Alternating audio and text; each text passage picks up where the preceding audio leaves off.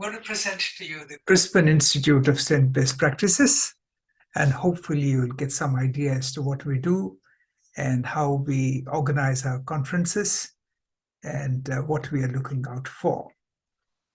And this will also give you an opportunity to understand where we come from. Hopefully this is what is going to happen. And I'm going to make my photo a little bigger, hope if I can. Yes, I think initially that's something that makes a bit of a difference. Okay, the Institute is in Brisbane in Australia, and we are originally academics from psychology, social work, management, nursing, architecture, a lot of professions we are basically involved in. And one of the things that we try to do is to organize our own professional conferences. And I think in doing that, we have been pretty successful, I should say. And I would say we've been successful in a way. The Institute, of course, some of you will obviously seen the Brisbane city will also remember this iconic Story Bridge. Yes. The Institute started off with its first conference called the Strength-Based Practices Conference in 2006. But first time we actually went away from Brisbane and we went to Hyderabad in India. And that's when we actually organized a conference. We had about 35 different countries, people, and I think about 250 to 275 delegates, 250 probably international delegates, and probably a few local delegates too. So what I'm going to do is divide my conversation with you into about us, what we do, how do we do, what we need, and typical budgets that we have got in future. So I'm going to play around that. So hopefully you will get an idea when you understand what we do, and I'm hoping that you will get a reasonable understanding of who we are as well.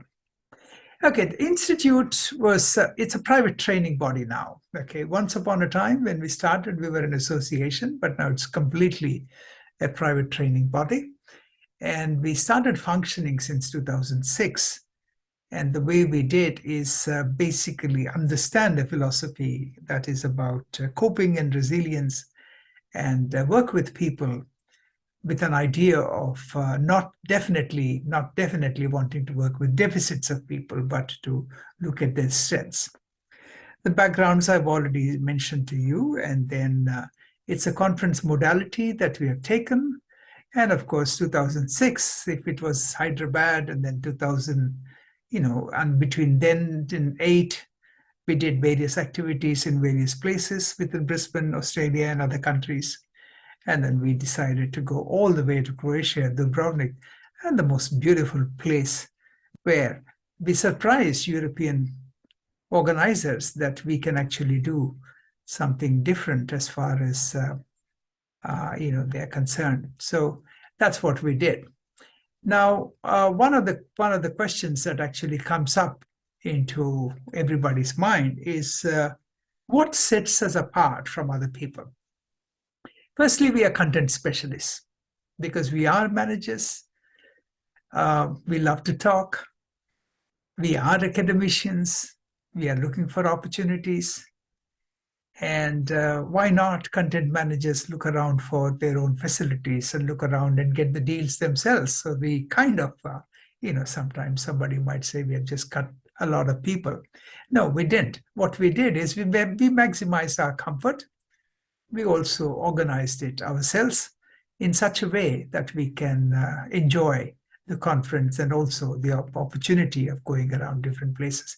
What you see, those bunch of people with me are absolutely distinguished professors from different parts of the world. Some of them are vice chancellors and others. So our ideas are clearly set. We keep costs low for participants, and the most important thing, our participants continue to revisit, and that seems to be the way we try to understand and interpret. So, you can see there, of course, we've got some entertainers there, but the main people who are singing there are, again, very distinguished professors and others who have been interested in moving. Yeah. And so we are looking at, right. So what is the difference? If I'm going to talk to you about the guiding principles of our organization. The mission of the organization is to bring practitioners and theoreticians and researchers to one platform.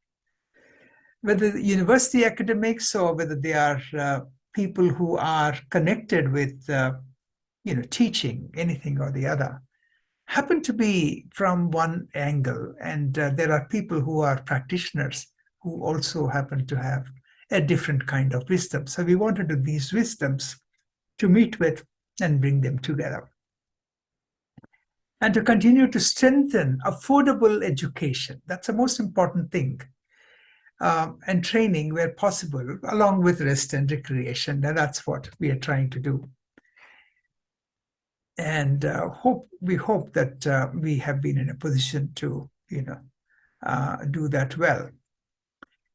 Well, you can see that people are enjoying, and we do get people from around the world. We have indigenous people, we have people from Africa, people from different parts of the world, from the United States, and we try to bring them in such a way that, everybody is in a position to work through and, get an opportunity. Now, look at that. When I show you this particular picture here, you find 35 different countries out there, and 35 countries in one place. How does that happen? And this happens because people look for better price and better value for money. And I think we have been in a position to bring those two things together. And that seems to be the way our own market analysis seems to tell us that that is the reason why we are more popular. Now, the other important thing that I also wish to tell you is that the audience infographics that we have done here is a very simple thing. First-timers, nearly 65% of people who come to us will be first-timers. Return participants, 75%. Now, this data, if you put 65 and 75, it doesn't become 100. And the idea is not to make it 100. The idea is to just give you an idea that, yes, we do have a lot of return participants. And where do they come from? They have come until now from UK, South Africa, Malaysia, USA, Bosnia, Herzegovina, Croatia, Nepal, India, Maldives, Pakistan, Thailand, Papua New Guinea, Slovenia, Singapore, Sri Lanka, Indonesia, Peru, of all places, Taiwan, Bangladesh, Philippines, UAE, and of course, Hong Kong and Korea.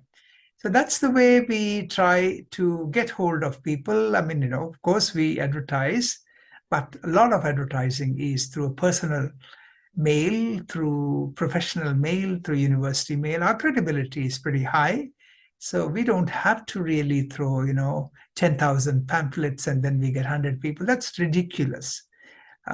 These days when paper is important, trees are important, climate is important, everything is important. Do it in such a way that you have, you use the media and also you use your own self in such a way that it works for you. Right.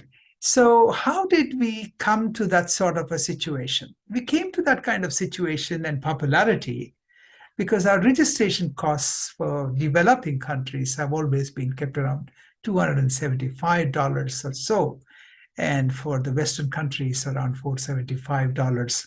Generally with 4-star accommodation. But mind you, we choose lean periods. We don't go when you are all fully booked and we've got touristic seasons and everything. So we make some sacrifices. We don't probably choose the best of touristic season to go around. We choose a time when people don't go there, and we make ourselves because of our company, because of our families, because of what we can afford and what we can't, we come back happy too.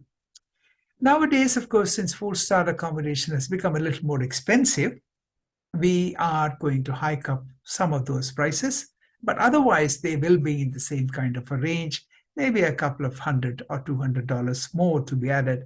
Materials, meals, 2.5 days of meals. They're not very silly budget meals. I mean, we don't just throw some sandwiches at people, we don't do that. We obviously give the countries, the good food and everything else. And certainly food is the least of the expenditure. And accommodation basically is one of those things which costs a lot because of maintenance, because of cleanliness and everything. We understand that. So social media, personal and professional, both are used by us. When I use the word social media, both are used. What I mean to say is Facebook, for instance. It's not just Facebook of mine, Facebook of my own colleagues, friends, and everything else we tend to use. And of course, in more recent times, Instagram has also been used. I haven't started it, but others have used Instagram. And of course, we have the Twitter. And whenever suddenly a new speaker comes up, we make an announcement, and we keep doing all those kind of wonderful things. And it seems to be working for people quite well. Okay, so when we do these activities, what happens in those countries? The bare minimum, I expect, or I can expect around $30,000 probably will be added to the income of that particular area. I'm not saying it's a huge area. Hotel, tourism, a little bit on the transport, smaller places, auto rickshaws, cars, Ubers, whatever it is, that could be that's all. But it could go up to 150,000. We're looking for bigger events, and there's every possibility that we would actually contribute more as a result of compounded expenditure of our delegates. And one of the things that I just wanted to mention here is that when you are going to call me, please don't waste your call with so much of spam calls that keep coming up. I generally don't pick up phones for anonymous calls. Do send a message first, full name, country, what's it all about, and what's it that, and also send me a WhatsApp message that you can send me. So since I have already spoken to some of these things, what I thought was I'll go back to a few slides and keep them in front and talk to you. What am I looking for? I'm certainly looking for hotels. They can't be real budget hotels. And I'm not looking for, a typically 5-star. I might have a few 5-star kind of guests who might look forward for it, and they know where to go for it. I don't have to go and find a 5-star for them. They can do that. But most of my other candidates will be looking for 3-star and 4-star. The venue can be 150 to 250. And if you're going to have bigger venue, if you're anticipating bigger numbers, we will definitely call and tell you that. We prefer to have the hotel, to have the venue and also have as many rooms as possible. And we all know some subventions, we do get them, and certainly we will share them back with the community. We give them back to our speakers, we give them back to some of our committee workers, volunteers. Yes, I didn't tell you this. Because we are professionals and because we work for universities and other places, we don't have to live on running the conference. So therefore, most of the money that we get from registration gets passed on in buying the services, in organizing the services, in hiring the local staff. And of course, a little bit remains. And that again, we put it back to scholarships for the third world countries, sometimes students, sometimes faculty. And sometimes there are people who are constantly touring, but they need to be supported because they are keynote speakers. They don't have that kind of money to throw around. They have beautiful speeches to give, so therefore they go around and we support them. In fact, I'm one of those. I would hesitate to travel too much on my own unless there is a cause. So therefore, there are people who require, the airfares, and we provide those airfares. So that's all I wanted to say to you, that I look forward to hearing from you, whether you're a tourist operator, whether you are going to operate and help us out with accommodation, venues, and people who can handle our clients when they come from the airport. The transport itself is an issue sometimes, putting 2 or 3 people together, and the entire what we call as the destination management kind of work that you people do makes sense to us, and we would definitely like to have those services brought. But the content and everything else we look after ourselves, and that's all for this particular presentation. I would have loved to have come to Thailand, but unfortunately this time it couldn't be. So therefore I've written this.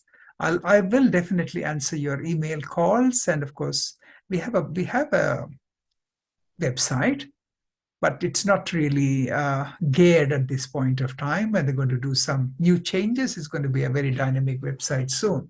It's got beautiful materials right now, but it looks very boring to read, and you can't expect fantastic websites just from academics. We need some support, and we've got somebody to support us.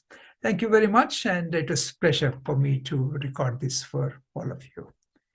And I hope the last slide once again, to get you back into the mold. That is, yes, there's an email of mine, and there's also a mobile number. Thank you very much. Bye.